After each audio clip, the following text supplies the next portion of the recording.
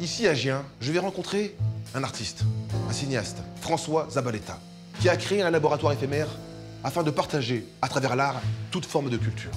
Et moi, personnellement, ça me touche, ça m'inspire, ça me rend poète. J'ai envie de vous dire, déjà essayé, déjà échoué. Peu importe, essaie encore.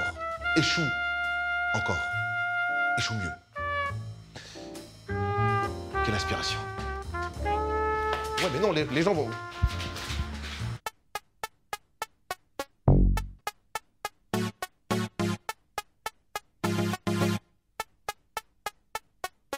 Du plus loin que je me souvienne, je n'ai jamais eu faim. Du plus loin que je me souvienne, je n'ai jamais eu faim. On dirait le musée Grévin un peu.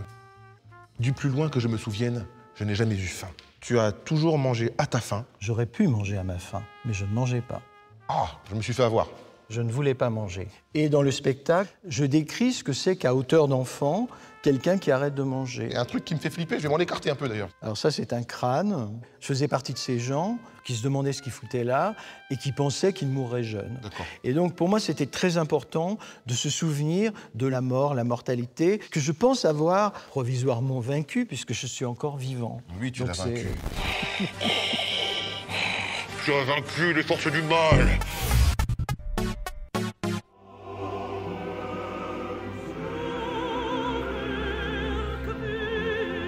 Ce lieu-là, on est sur 600 mètres carrés, oui. Pour s'amuser, pour faire des spectacles, pour parler culture. Comment c'était venu cette envie, cette idée, et comment tu l'as trouvé cet endroit? C'était notre endroit à mon mari et moi. Mon mari est commissaire-priseur.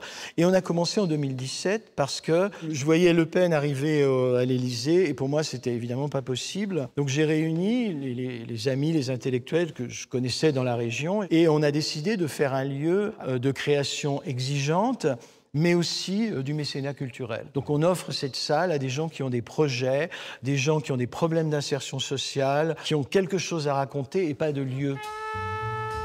Quand est-ce que tu t'es dit, je vais être cinéaste? Sur le tard, j'ai réalisé un long métrage qui s'appelle La vie intermédiaire. J'avais pas d'argent, je connaissais personne et j'ai envoyé le film à Cannes, totalement dans l'inconscience, et le film a été pris. Et je n'ai jamais arrêté depuis. Bon alors François, j'ai une autre question. Mais qu'est-ce que tu fais là? Bah écoute, il y a 600 mètres carrés, j'ai envie d'exploiter le terrain, moi. Hein. Alors ma position est étrange, mais c'est parce que c'est un peu une position de danse, tu vois. Est-ce qu'il y a aussi de la danse? Oui, il y aura de la danse contemporaine au printemps. Je savais même pas que vous étiez là, vous. Vous êtes là depuis le début, vous? On parle de spectacles très tristes. Est-ce qu'il y a aussi des spectacles amusants, de bonne humeur, de joie de vivre ici? Pas vraiment, mais a priori, je suis pas contre. Il va y avoir des récitals. Des récitals d'opéra? Faut pas me dire ça deux fois. Hein.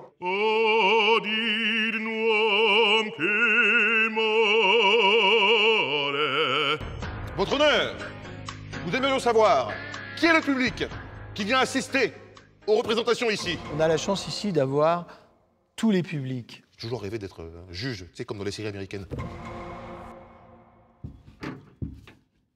Mais je t'entends pas, viens. Ouais, c'est sûr que dans l'armoire, tu m'entends pas. François, t'es prêt? Oui. Chi, fou, mi. J'ai perdu, c'est pas possible. Dernière question, François. Pourquoi l'écran blanc? C'est une magnifique métaphore de la réinvention de soi. On se regarde sur un écran blanc où tout est encore à réinventer. Eh bien, François, on va créer une œuvre ensemble. L'ombre câlin. Merci, mon François. Merci à toi. Et oui, c'est ça, Camille Libre. Des câlins, l'affection et de la tendresse. Mais 600 mètres carrés, c'est énorme.